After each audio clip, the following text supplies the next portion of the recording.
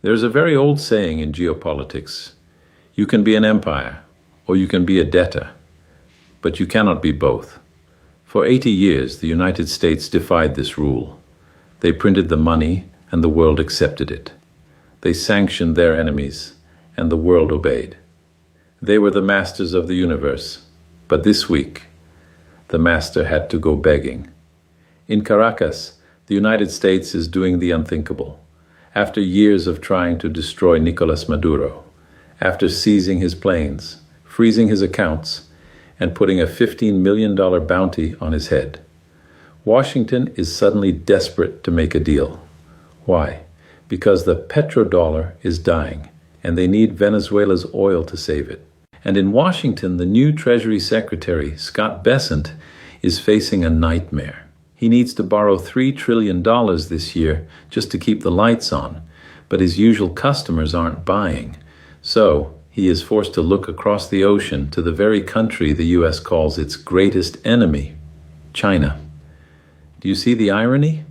The United States is currently waging an economic war against the two countries that it needs the most. I worked at the IMF for many years. I have seen this pattern before. When a superpower starts begging its enemies for resources, it is not a 4D chess move. It is a liquidation sale. Today we are going to look at the two desperate deals happening behind closed doors: the oil deal in Venezuela and the debt deal with China. Because if either of these deals fails, the American economy does not just recession, it stops.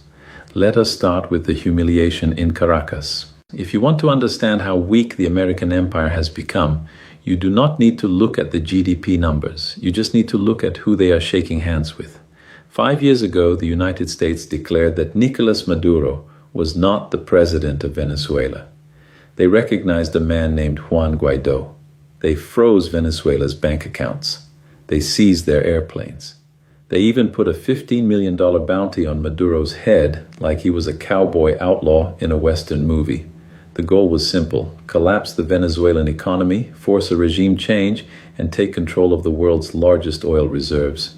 So, what happened? Maduro is still there, but the American oil strategy is dead. You see, the United States made a catastrophic miscalculation. They assumed that if they sanctioned Venezuelan oil, the world would stop buying it. But the world is hungry. China continued to buy. India continued to buy. And here is the detail that keeps the U.S. Treasury awake at night. They did not pay in dollars. Venezuela became the first laboratory for a post-dollar oil market. They started selling their oil for Chinese yuan and increasingly for USDT crypto. By sanctioning them, the U.S. forced Venezuela to build a financial immune system. They proved to the world that you can sell oil without Washington's permission. And now the tables have turned. While the U.S. has plenty of oil in Texas, it is the wrong kind of oil. It is light sweet crude. But the massive American refineries in the Gulf Coast, they were built 50 years ago to process heavy sour crude. Without that heavy oil, the refineries choke. They cannot produce enough diesel. And if diesel runs out, the American supply chain stops. So we see the unthinkable. American diplomats are quietly going back to Caracas. They are issuing waivers to companies like Chevron to pump oil in Venezuela again. They are offering debt relief. They are essentially begging the man they tried to overthrow to please turn the pumps back on.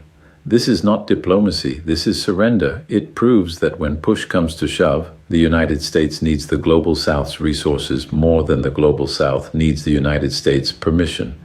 But if the situation in Venezuela is embarrassing, the situation in Washington is absolutely terrifying. While the diplomats are begging for oil, the Treasury is begging for cash.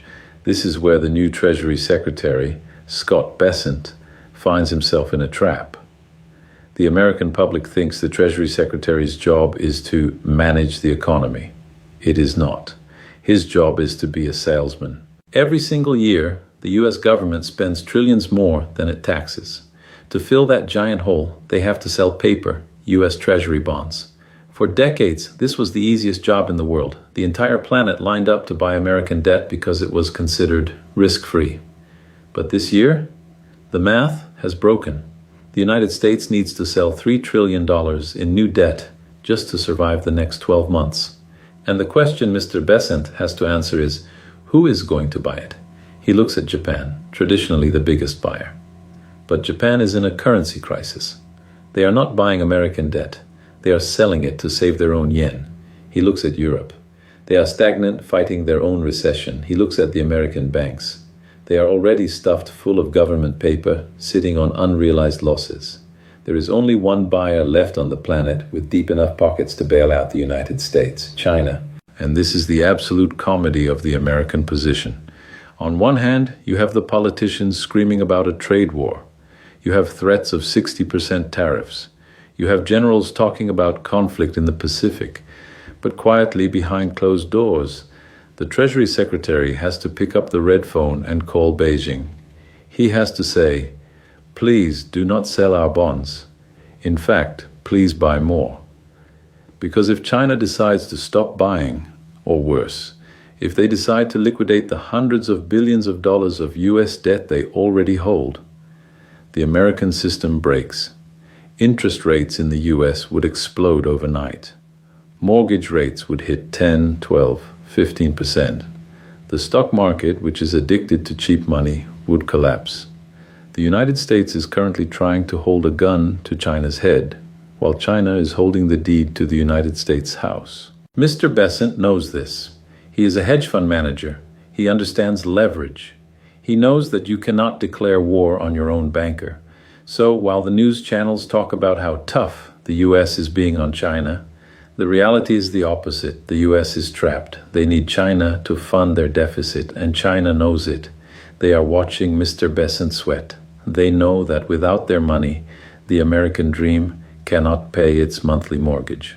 When you put these two stories together, Venezuela and China, you see the full picture of the collapse. For 50 years, the American superpower rested on two pillars.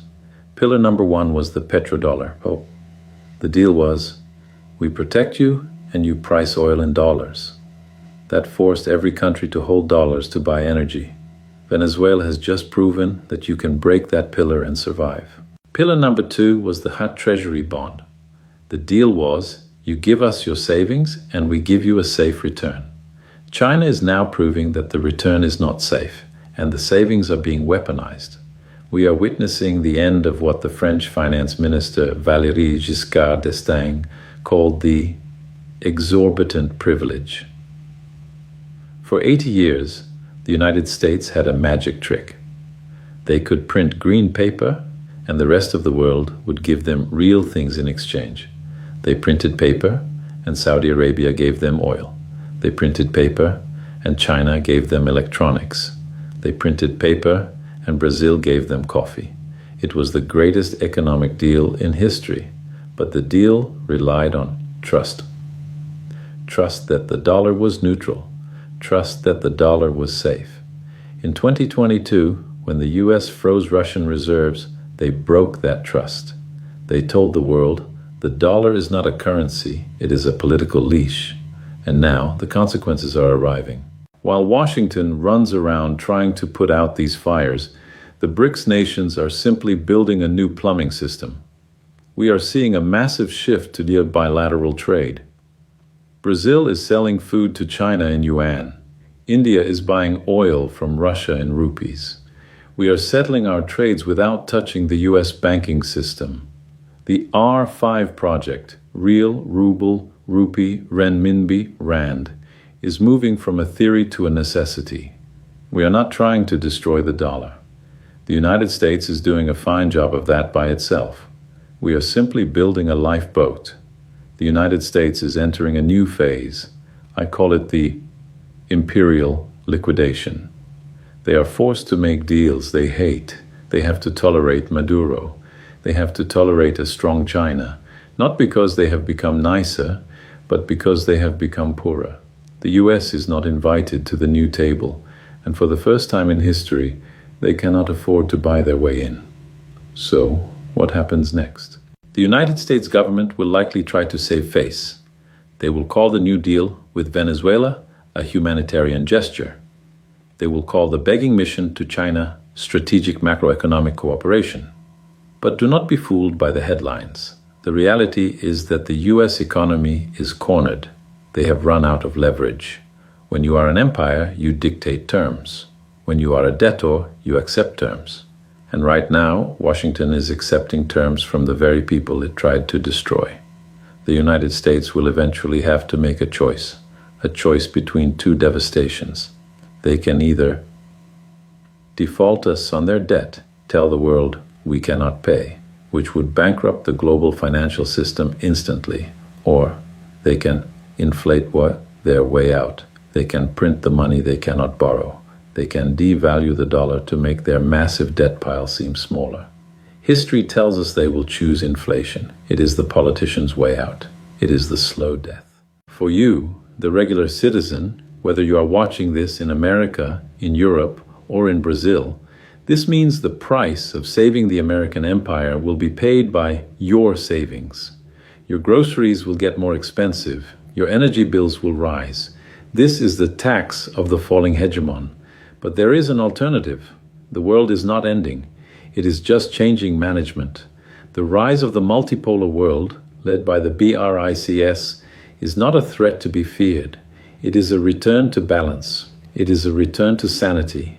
It is a return to an economy based on real resources, not weaponized paper. The unthinkable deals you saw in the news this week are just the beginning.